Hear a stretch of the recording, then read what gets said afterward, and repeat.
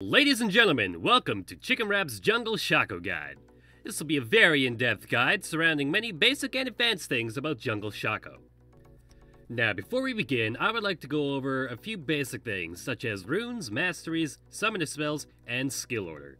For runes, I like to take 7 attack damage marks, 2 armor pen marks, 2 armor pen quints, and 1 attack damage quint. I also take scaling armor seals and flat ability power glyphs. These ability power glyphs boost your early game damage tremendously, because your 2-shiv poison, your E, has a 1-to-1 AP ratio, and your jack-in-the-boxes, your W, also scale with AP at 20% of your AP per shot. If it gets all of these autos off, it'll deal about 180% of your maximum AP in damage. At early levels, that's an extra 80 damage to your initial clear, and an extra 18 elsewhere. Mostly, however, we take it for the E and the W boosts. Not as importantly, but still good to note, Shaco's Hallucinate, your R, also scales 1-to-1 with AP. For masteries, I like taking these. The extra movement speed in the utility tree is extremely nice, and the bonus health isn't as useful as you'd think on Shaco. We don't take reduced damage from jungle monsters because we don't need it.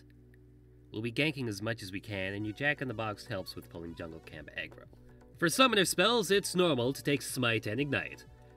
However, if you so choose, taking Smite and Exhaust will work slightly less effectively, but still very, very nicely. Especially if you have a support Annie who just refuses to drop Ignite. For skill order, I suggest taking this. Notice how I don't put any extra points into my Hallucinate after level 1 until I only have to choose from that and my jack-in-the-boxes. This is because your clone doesn't gain anything extra from leveling up except for explosion damage and 10 seconds less on its cooldown. It'll always do the same amount of damage on its auto attacks, scaling with your AD.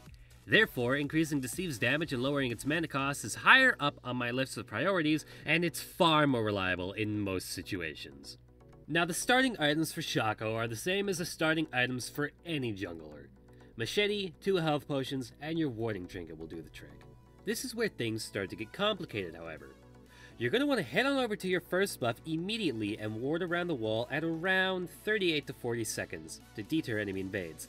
Sometimes, if you tell the enemy team to go away if you see them, they'll actually leave and won't attempt to take a shot at killing your boxes and putting you behind. If, however, they do invade you and they do destroy your boxes, just ask your bot lane for a leash.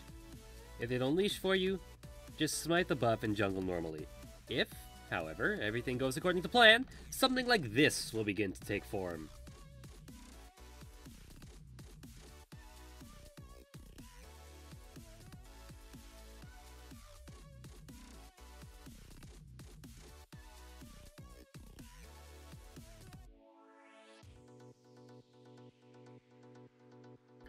Wait until around the 218 or 220 mark, depending on if they're fast or a slow jungler, and then deceive over this wall. Wait in the bush and hope it's not warded. Wait until the enemy buff is within smite range and then place a box behind your opponent while smiting the buff away so that you can grab it for yourself. From there, if you don't kill them, go ahead and gank mid lane and then ward their other buff. If you're on the top side, ward here and then wait around until they begin to take it. If you're on the bottom side, ward in the bush beside the camp and then wait in the Baron pit until they get it low. Then, do the same thing you did before.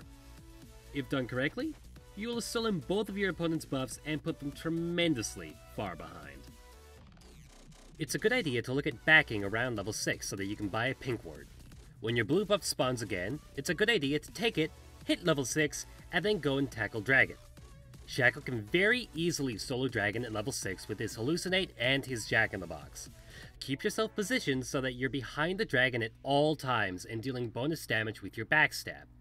When the dragon wakes, you can use your Hallucinate or your Deceive to prevent yourself from being pushed back. This allows you to kill it all that much faster. Ganking a Shaco is relatively simple, but there are a few key areas that you can gank from which are better than others. When you gank, be sure to place a Jack-in-the-Box behind your opponent far enough away that it'll fear them, or, at best, force a flash. This is not always easy, and it'll take a lot of practice before you have things down properly, but once you do, you'll find that your ganks are absolutely devastating.